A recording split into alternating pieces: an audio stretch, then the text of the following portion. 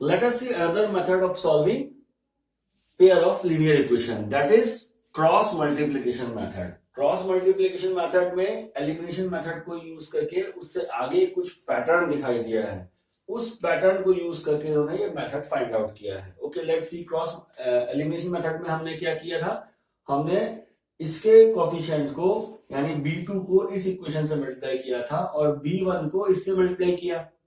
उसके बाद हमने इसको सॉर्ट आउट किया और हमारे पास x की वैल्यू ऐसे आ गई थी ना। इस x की वैल्यू को अगर मैं लिख लूं तो एक इस तरह से लिखा जा सकता है x की वैल्यू को मैंने इस तरह से लिख दिया तो ये एक पैटर्न बन गया। इसी तरह से इसी x की वैल्यू को y किसी इक्वेशन में सब्स्टिट्यूट किया और y की वैल्यू निकाली। तो y की वैल्यू अगर मैं देखूं तो y की वैल्यू को भी इसी पैटर्न में लिखा जा सकता है। लेट अस सी, अगर इसको सॉल्व करेंगे तो it will be come out y by c1a2 minus c2a1 and is equal to 1 upon a1b2 minus a2b1। तो ये हमको दो पैटर्न दिख रहा है x और y की वैल्यू में इस एलिमिनेशन मेथड के बाद। इस तरह से भी हम उसको लिख सकते हैं ना। इसी पैटर्न को समझने के लिए, इजी करने के लिए ये क्रॉस मल्टीप्लिकेशन मेथड उन्होंने एक फाइंड आउट कर दिया। ओके, लेट्स सी कि क्रॉस मल्टीप्लिकेशन मेथड क्या कहता है। इसको लिखने के लिए या इसको समझने के लिए इट इज वेरी बहुत कंफ्यूजिंग है, क्या कौन सा किसके साथ होगा क्या होगा। एक सिंपल वे में इसको बना दिया है और उसको हम देखें क्यों क्रॉस मल्टीप्लिकेशन क्यों कहते हैं ना। इसको लिखने का एक तरीका है, उसको बहुत ध्यान से समझ लेंगे तो हमारा काम आसान हो जाएगा। इसको लिखने का तरीका है दैट इज x/1। यहां पे हम तीन चीज लिख लेते हैं, ठीक है। तो x के साथ ये इक्वेशन को गौर से देखिए। दो इक्वेशन क्या थी हमारी, फर्स्ट और सेकंड इक्वेशन को भी देखेंगे जो ओरिजिनल जनरल इक्वेशंस हैं। नाउ x के कोफिशिएंट्स क्या है, a1 और a2 इन इक्वेशंस में। तो इसको छोड़ेंगे और बाकी दोनों को लिखेंगे, ठीक है। x को छोड़ देंगे कोफिशिएंट, x के नीचे लिखना है x के कोफिशिएंट्स को छोड़ करके हम y का कोफिशिएंट लिखेंगे और x के लिए हम कांस्टेंट लिखेंगे। देखिए कैसे लिखते हैं, बताता हूं। दैट इज b1 b2 ऐसे लिख दिया हमने, ठीक है। और यहां क्या है c1 c2, ऊपर लिख दिया हमने x y और 1 और यहां लिखा है हमने b1 x की इस तरफ b1 b2 इसके कोफिशिएंट्स और इसके coefficients b1 b2 c1 c2, ठीक है। अब y की बात करेंगे तो y का कोफिशिएंट नहीं रहेगा, क्या रहेगा, दिस एंड दिस। तो c1 c2 ऑलरेडी लिख दिया हमने, यहां लिख दिया a1 a2, ठीक है। उसके बाद कांस्टेंट है, कांस्टेंट के लिए कांस्टेंट को छोड़ना है हमने, a1 a2 और b1 b2 चाहिए। तो a1 a2 ऑलरेडी हो गया है, दैट इज b1 और b2। इस सीक्वेंस को याद कर लीजिए अच्छे से। x लिखा है तो आगे से शुरू करेंगे, b c a b। x लिखा है तो हमने x के कोफिशिएंट्स को छोड़ दिया है, y का कोफिशिएंट फिर कांस्टेंट फिर a का फिर x का कोफिशिएंट फिर y का कोफिशिएंट वापस। इस तरह से एक साइकिल बना दी है। इस पैटर्न को अच्छे से समझ लेंगे। नाउ इसके बाद क्या करेंगे, नाउ दिस इज इसका और इसका मल्टीप्लिकेशन है एंड इसका और इसका मल्टीप्लिकेशन है। बहुत इजी लगेगा जब हम क्वेश्चन करेंगे। यहां अभी हमको ऐसा डिफिकल्ट सा दिख रहा है, ठीक है ना। b1 c2 और जब हम ये चेंज करते हैं b1 c2 यहां लाए, इसको हमने चेंज करके यहां से यहां लिखा है ना, दिस इज क्रॉस।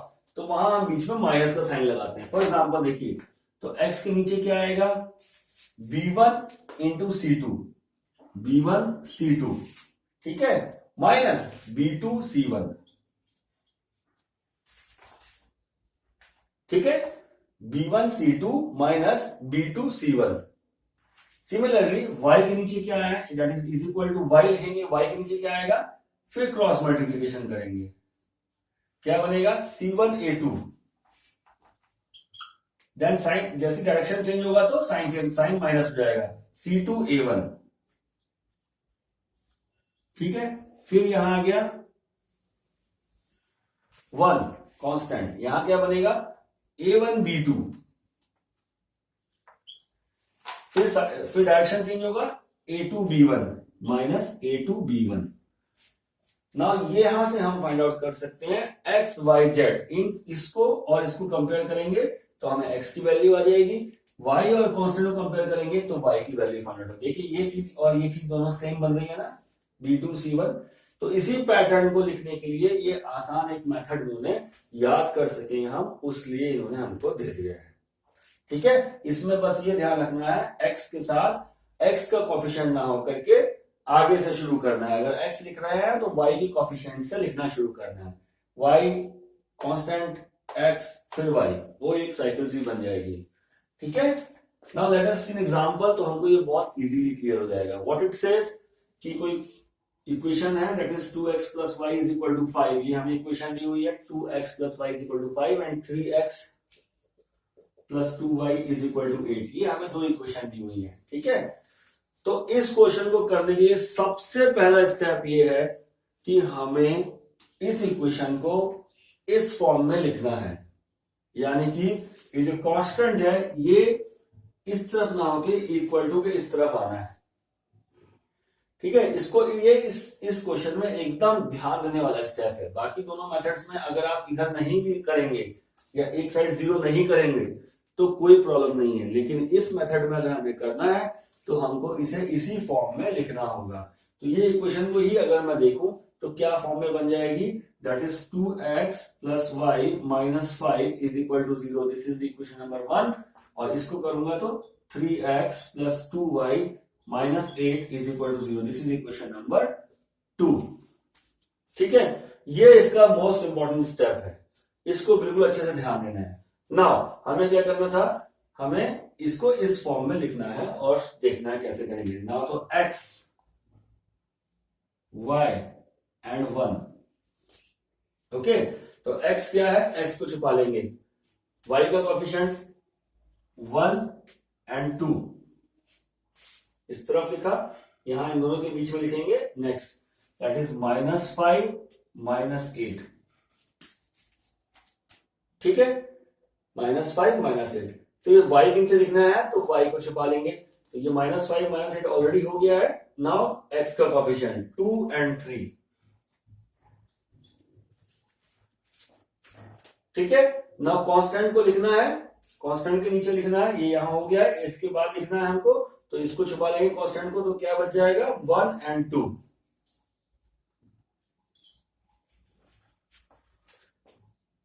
ठीक है, तो ये बन गया हमारा क्रॉस मल्टीप्लिकेशन के लिए रेडी हो गया है। नाउ क्या होगा, दिस इधर और फिर डायरेक्शन चेंज करके ऐसे। ओके, तो क्या बना, x के नीचे 1 into -8, 1 into -8 minus 2 into -5।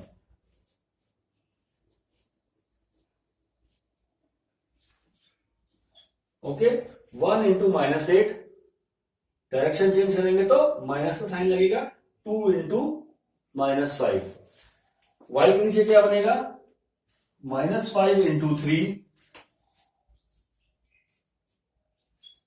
Direction change करेंगे तो माइनस का sign, -8 into 2। Clear, -5 into 3 -8 into 2।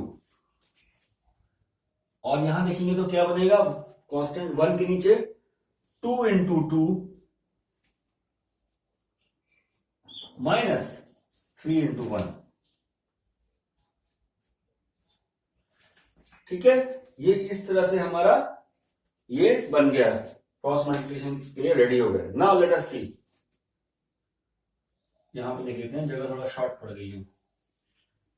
Okay, ये बन गया। नाउ ये क्या बन जाएगा हमारा, x अपॉन, ये एक और ले लेते हैं, x upon -8 plus 10 is equal to y upon -15 plus 16 is equal to 1 upon 4 -3। तो ये क्या बन गया, x अपॉन 2, यहां से नेक्स्ट स्टेप यहां ले लेते हैं, x upon 2 is equal to y upon 1 is equal to 1 upon 1। ठीक है, अब इन दोनों को कंपेयर करेंगे, x upon 2 is equal to 1 upon 1 implies x is equal to 2। x की वैल्यू आ गई।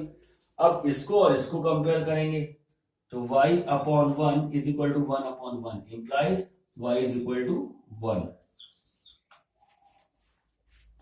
ठीक है, तो ये x की वैल्यू 2 आ गई है, y की वैल्यू 1 आ गई है। तो इस तरह से ये हम क्रॉस मल्टीप्लिकेशन मेथड को यूज करके किसी भी क्वेश्चन को सॉल्व कर सकते हैं। इसमें हमको बस इसका सीक्वेंस को ध्यान रखना जरूरी है, और ध्यान रखना जरूरी है कि ये इस फॉर्म में होना चाहिए, लास्ट में is equal to 0, is equal to के बाद 0, ए बी और सी तीनों एक ही तरफ होने चाहिए, तब ये इक्वेशन इस तरह से काम करती है। क्रॉस मल्टीप्लिकेशन मेथड का एक तरीका हमने सीख लिया है, किस तरह से हम क्रॉस मल्टीप्लाई कर सकते हैं। इसका एक और तरीका है जो इजीली इस पैटर्न को हम लिख सके बिना रटे, तो उसके लिए मैं ये जो सेकंड मेथड जो बताने जा रहा हूं इसको मैं ज्यादा प्रेफर करता हूं, और आप चाहें तो दोनों में से कोई से भी मेथड को जो आपको इजी लगे उसको आप प्रेफर कर सकते हैं। पर दूसरा मेथड मैं यहाँ आपको बताने जा रहा हूं, वही इक्वेशंस हैं 2x, हम उसी को वापस लेते हैं, plus y minus 5 is equal to 0, this is equation number 1। और दूसरा इक्वेशन है 3x plus 2y minus 8 is equal to 0। ठीक है, ये दूसरा ये इक्वेशन है, this is equation number 2। Now अब हमको क्रॉस मल्टीप्लिकेशन मेथड लगाना है, लेकिन हम क्रॉस मल्टीप्लिकेशन के लिए दूसरा तरीका यूज करेंगे। इस तरीके में हमको क्या करना है, हमको इसे इस तरह से लिखना है x माइनस वाई और 1। पहले जैसे हमने x y और 1 लिखा था उसकी जगह हम लिखेंगे x माइनस वाई और 1। ठीक है, और बीच में इज इक्वल टू लगाएंगे और इसके नीचे वैसे ही एक लाइन खींचेंगे। ठीक है, इस तरह से हमने किया था। अब x के नीचे क्या लिखना है उसको समझने के लिए पहले हमने क्या किया था, इसको छुपाया था और इसके कोएफिशिएंट्स को लिख दिया था पहले।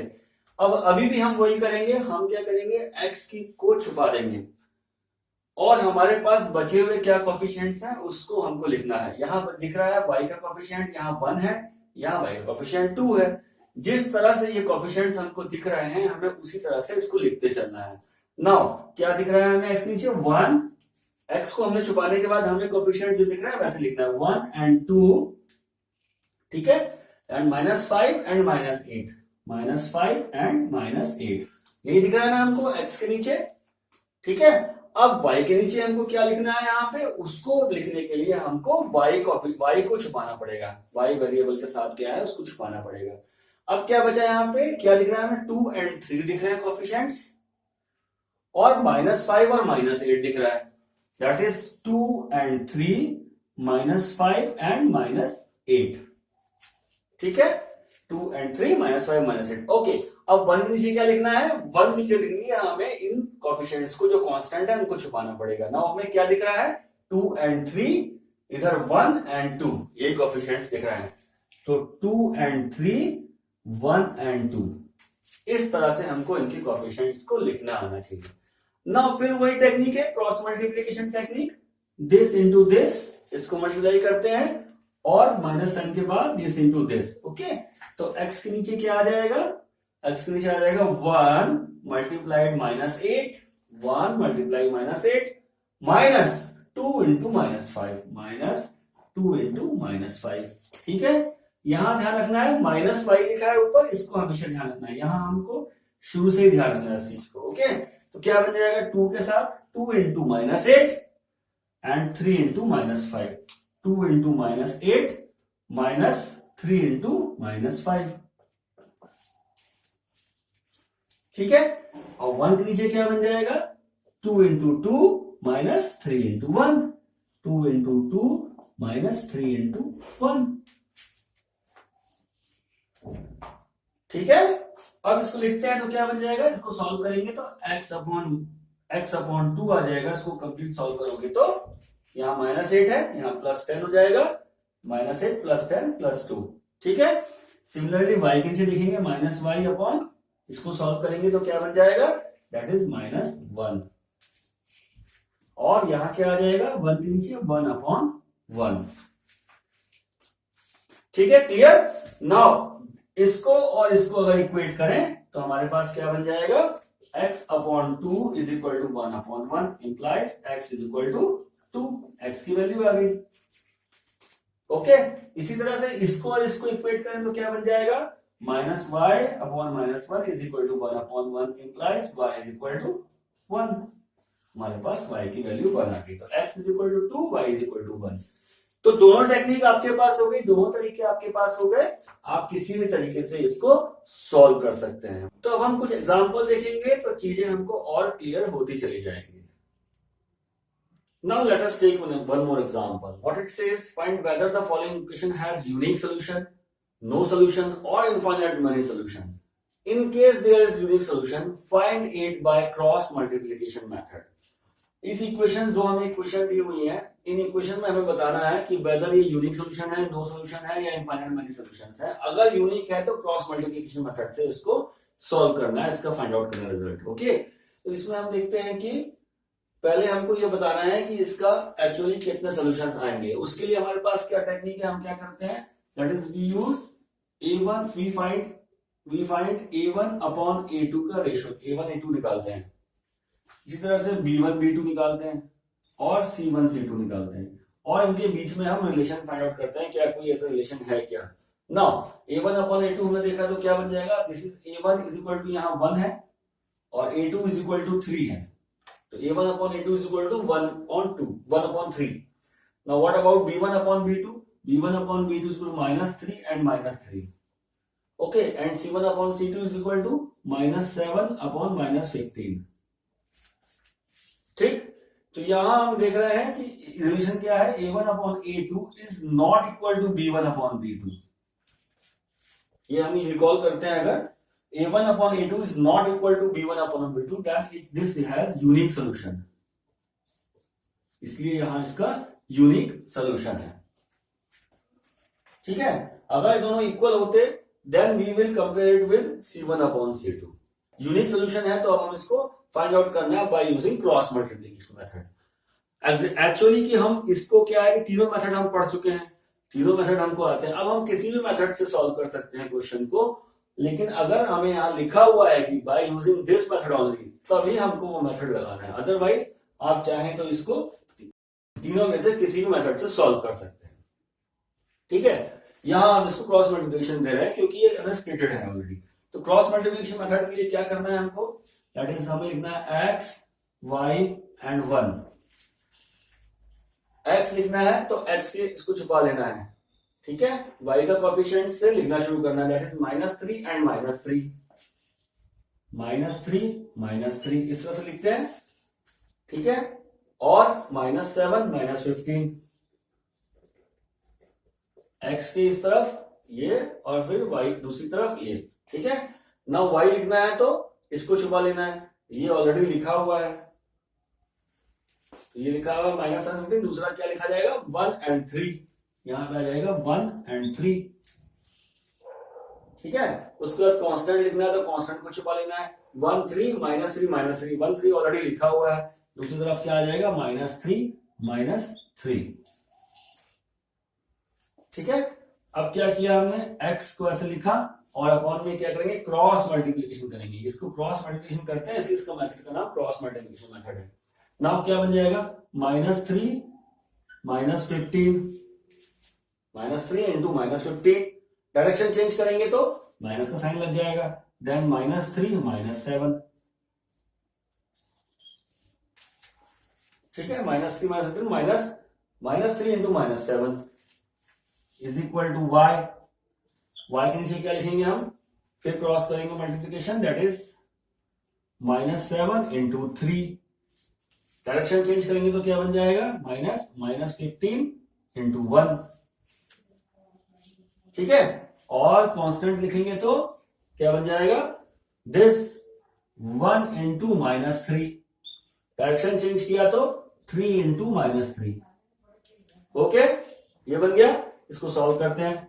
नाउ x अपॉन 45 -21 और y upon now 7, this is -21 plus 15 is equal to 1 upon -3 plus 9। ठीक है, तो इस तरह से हमने इसको ये फाइंड आउट कर लिया। तो ये क्या बन गया, x upon 24 is equal to y upon 6 is equal to 1/6, तो ये माइनस रहेगा, है ना। x/24, y/-6, 1/6। अब इन दोनों को सॉल्व करेंगे तो x is equal to 24/6, that is 4। x is equal to 4। यहां सॉल्व करेंगे इन दोनों इक्वेशन को तो y is equal to -6/6, that is -1। तो x is equal to 4 and y is equal to -1. This is our solution.